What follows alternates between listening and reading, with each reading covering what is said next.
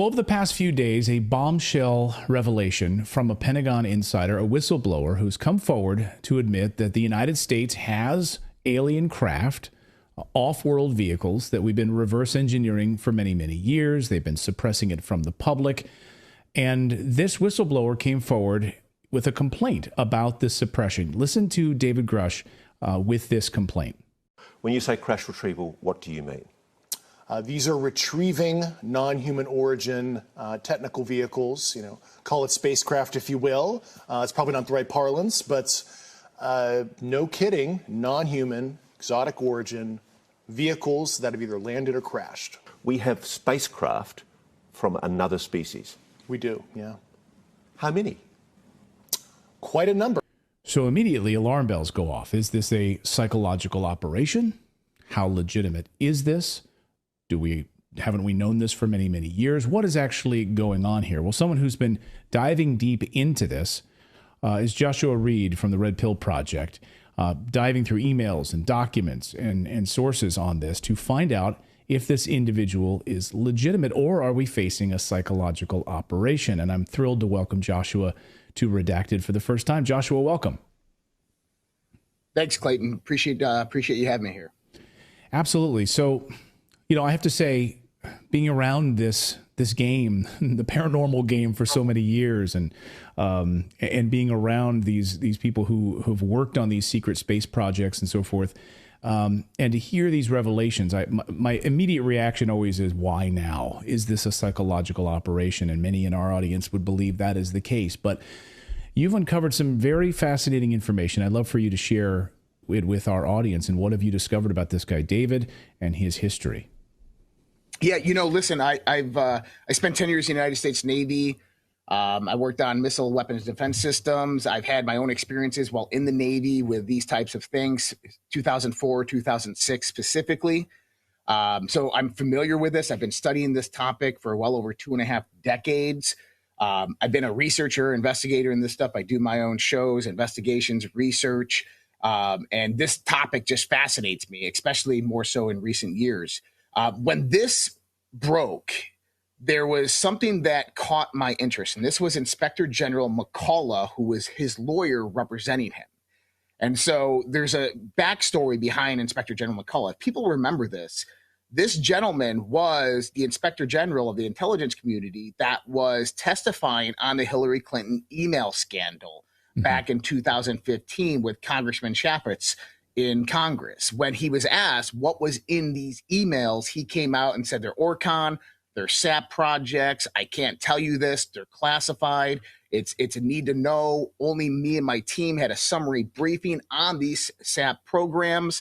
We learned from the Horowitz report, Hillary Clinton had metadata, sending it to an email address that was tied to potentially a Chinese company.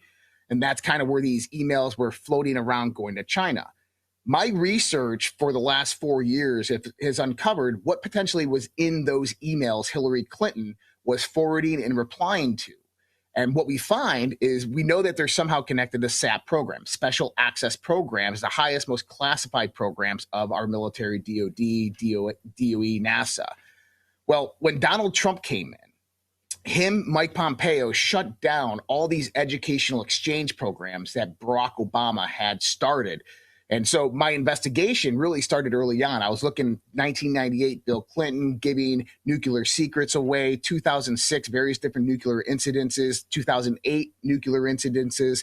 And what we see this pattern of military technology being inadvertently traded with the enemy, whether it's China, foreign adversaries, or whoever. And so I started looking at this pattern. And I noticed that when Donald Trump came in, the DOJ began investigating various different colleges, universities, and professors and started arresting them. Everybody remembers Harvard professor Charles Lieber, who was arrested, who was recently just sentenced. Well, he was one of many. The one thing that all of these professors that got arrested have in common is they all have NSF, National Science Foundation tracks, which were special access programs. So by looking at this and kind of breaking it down, we come to find out that Hillary Clinton, the special access program emails that she was sending to this Gmail address that were potentially being looked at by China were the universities and the professors that were getting these grants to reverse engineer the various different technologies in these SAP programs. If we remember Bob Lazar's documentary, he said that due to the compartmentalization, we'll never reverse engineer any of this technology unless we get it into the universities.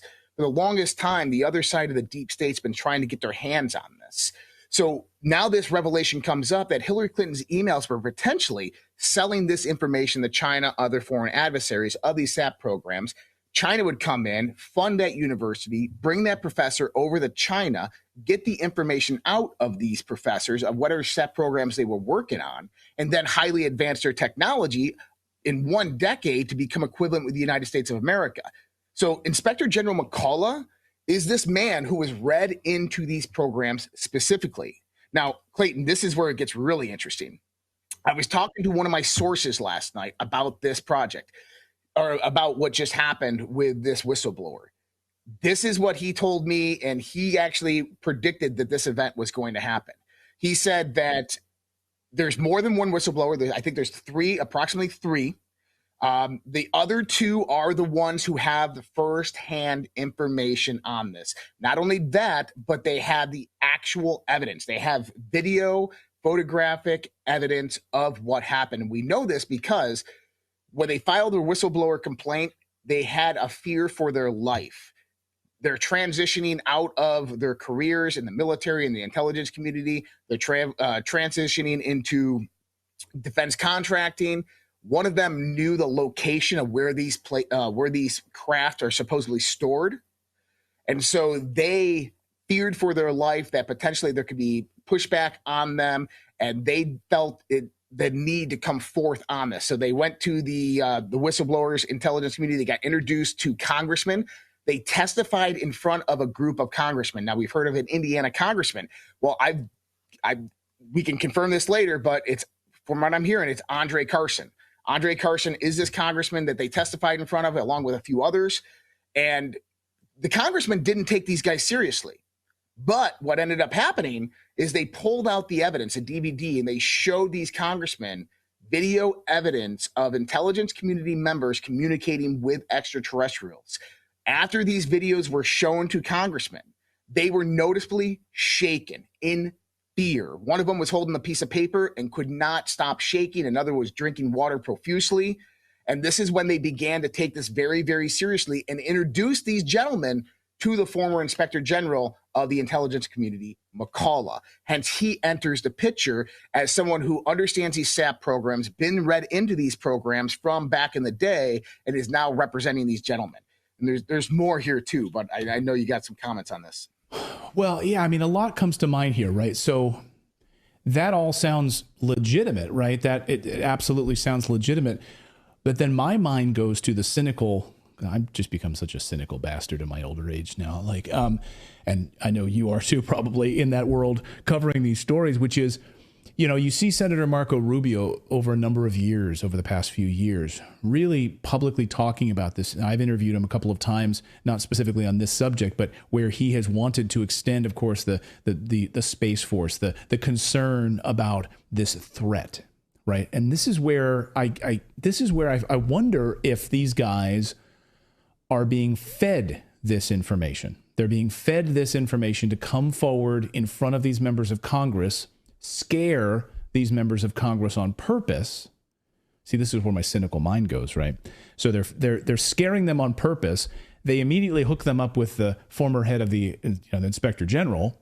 We've got a great lawyer for you. By the way, he's read in on this. He'll take care of your whistleblower complaints, because, as you know, whistleblowers very often have a difficult time even getting lawyers. Often even private practice, it's very difficult. So the fact that they got the guy to protect them in this way, raises alarm bells for me. So are they being used? And of course, there's a long history of people being used, right? As it relates to UFOs. I mean, there's books written on it. Of course, there's many, many books written on that specific part of this. So what do you make of that? Just role play this out with me a little bit here. Am I being too cynical here, or is this maybe more? Well, I would be right along there with you on this assumption, except for what I was told recently. One of these whistleblowers is a retiring Air Force pilot who was the pilot in the 1990s of the Varginha incident in Brazil. He is the one that went down there with the military, recovered the 2 alien bodies and the alien aircraft that James Fox did the Moment of Contact with documentary. He is the man who was there, who did this event. He, along with the other ones, are the ones who provided this evidence. They've been in part of these programs for a while now. And that's kind of all I can say on that matter. But there is a lot of legitimacy behind these other 2 whistleblowers that we're not seeing right now. So I want to talk about the whistleblower piece of this, because here's what I think. I think absolutely that's the case, that we've had recovered craft. I think the sources that I've spoken to over the years have confirmed that to me, that we have recovered craft, that they've actively been doing the reverse engineering, recovered bodies, all of that, I believe 100% is accurate. The question I have is, what do they do with that information now? Why are we starting to hear about that? Are they going to treat it as a threat and get us to be scared of it in order to further build up the military-industrial complex? And so I don't discount that part of it at all. I'm 100% in on that. It's the what do we do with that info piece that I'm worried that some of these whistleblowers, maybe they're being used in some way, and that's what I'm scared about. I want to believe that these whistleblowers 100% accurate. They're coming through because they have real concerns and they are bringing this forward. What do you say to that? I'm just curious your thoughts on that part of it. Yeah. Listen, man, I've thought about Project Bluebeam for the longest time, that one day maybe these people are going to try to utilize this technology to usher in a new space race, a new weapons race, to go out and, to pump up the military-industrial complex. I think her name is Carolyn Roslin, who was the former lab assistant to Wernher von Braun in the 1970s on his deathbed, who talked about the originations of Project Bluebeam, of how they'll use this technology against us when it's really going to be us, a breakaway space civilization. I think that what we're seeing right now, and this is what I've seen in the overall global unfolding conspiracy, is that we have multiple factions that are rising up to the power base, that are fighting against this westernized New World Order. We have the Eastern New World Order that's formulating, and you have various factions that are pushing back against it. And like the Donald Trumps, the Elon Musk, these people that, are elitists, but they're like, hey, look, we're not all about everything else that's happening here. We want sovereignty. We want freedom. We want liberty. We want freedom of speech. And I think these people are helping to push this information to come forth, because the sooner people can learn about the lies and the deception and the secrets and get this information out into the public, the better it helps to bring down these people that deceived us for a very, very long time. One interesting part of this is one of the words that has been discussed within this congressional hearing with these whistleblowers is the word supernatural. That they describes a lot of this stuff as supernatural. Now, we don't have any more information on this. I think that a lot more information is going to come out over the next few days and weeks. But apparently, and this is coming from other sources that I've heard, is that a lot of the Mar-a-Lago raid that happened on Donald Trump has to do with some of these documents that we're talking about, documents on UFOs. And this pertains to the Hillary Clinton emails, because if you remember on September 6, 2020, December 20th, 2020, Donald Trump came on Twitter and declassified all information for Crossfire Hurricane and Hillary Clinton email scandal. He did this twice publicly on Twitter. And apparently this is what they were looking for. They were looking for this Trump card, the smoking gun that he had, his insurance policy. And apparently they didn't find it from people I know over at Mar-a-Lago. They didn't find very much of what they were looking for. And everything that they're saying they found, they're actually throwing into the mix themselves and kind of lying about. So this could get very interesting. Donald Trump said a month ago that 2024 is the final battle, that we are coming up to the end of this deception, this corruption, that it's either America moves forward or America falls into Marxism. And I know that you know that we're very close to this. And so I think that over the next 18 months, we're about to see a plethora of information start coming out pertaining to this topic specifically, because this is the one that really interconnects everything else, especially this agenda that's being perpetuated by these global elite. Yeah, and I think there is. I think you hit the nail on the head. There is infighting right now. We've had that confirmed by the likes of journalist Whitney Webb and others. There's interagency fighting at the highest levels right now, and it may have something to do with the USAF and their involvements in secret space program pieces, and the pushback from other parts of the Department of Defense that are not up on that and don't have access to what they have. So you have this really interesting infighting right now in the intelligence community and the Pentagon, and it'll be interesting to see how this plays out. I want to go back to really quickly the whistleblowers and this idea that two more could come forward here. One of the complaints that I've heard from a former FBI agent who I spoke to on this said that the problem that he had with the whistleblower testimony or the whistleblower coming forward is that usually you have sort of whistleblower rage, meaning you're complaining against something because it's violating every fiber of your being in a way. Look at Garrett O'Boyle. Look at the people that testified in the weeks ago in front of Congress, of course, for having their lives ruined with the weaponization of the FBI and the intelligence state. And he kind of painted a picture differently than what we were seeing from David Grush.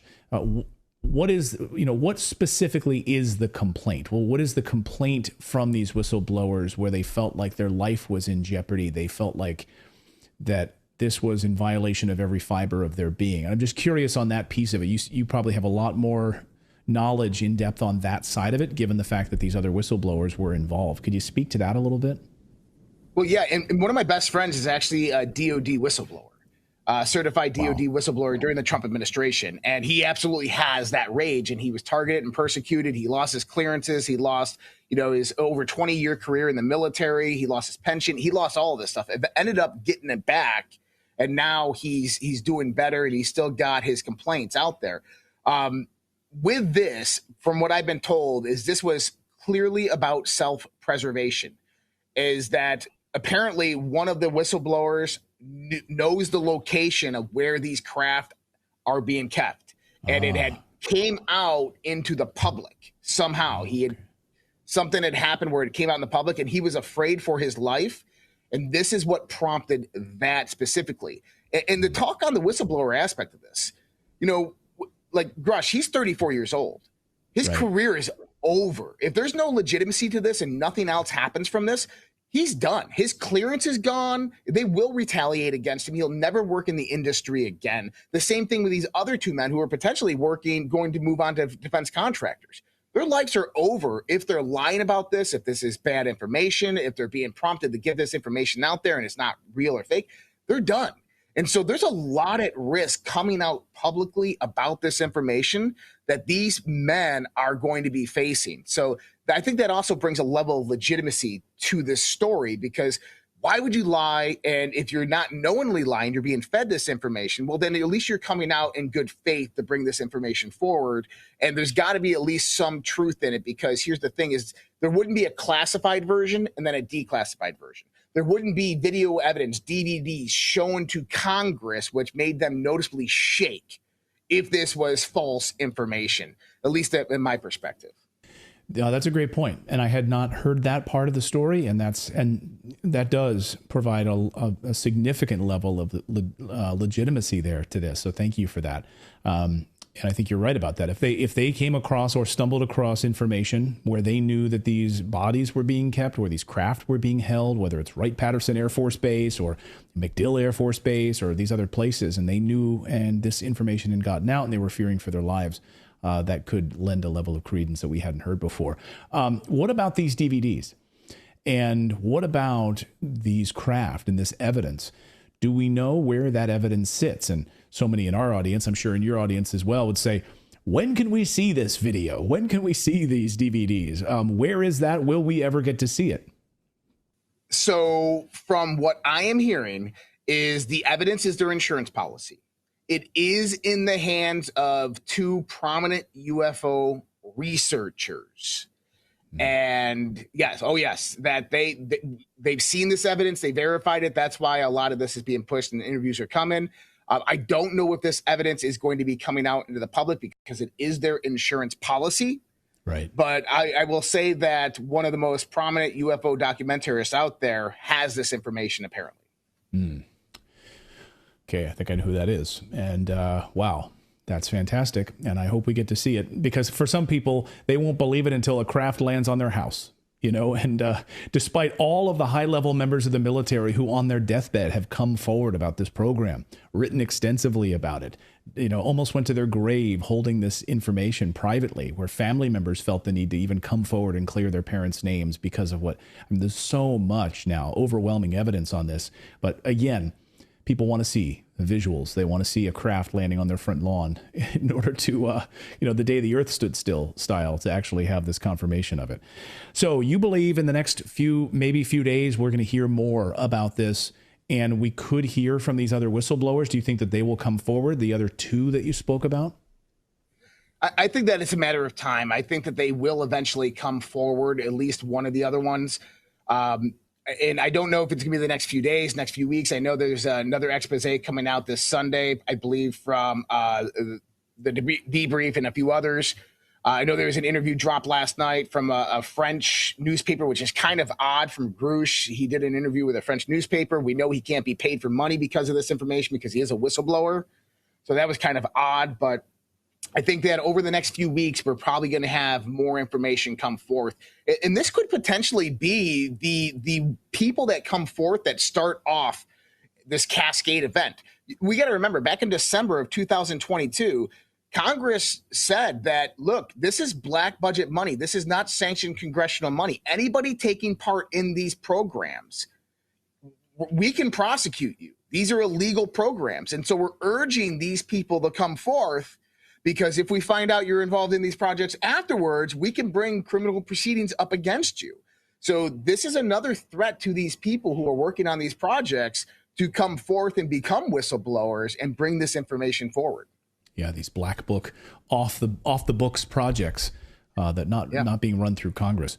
Joshua Reed from the Red Pill Project. We appreciate you joining us. Redpills.tv. Great stuff, really fascinating, and I can't wait to see more about this. I eat, breathe, and sleep this stuff. So I for one, am excited we're having these discussions here, and we're being adults about it.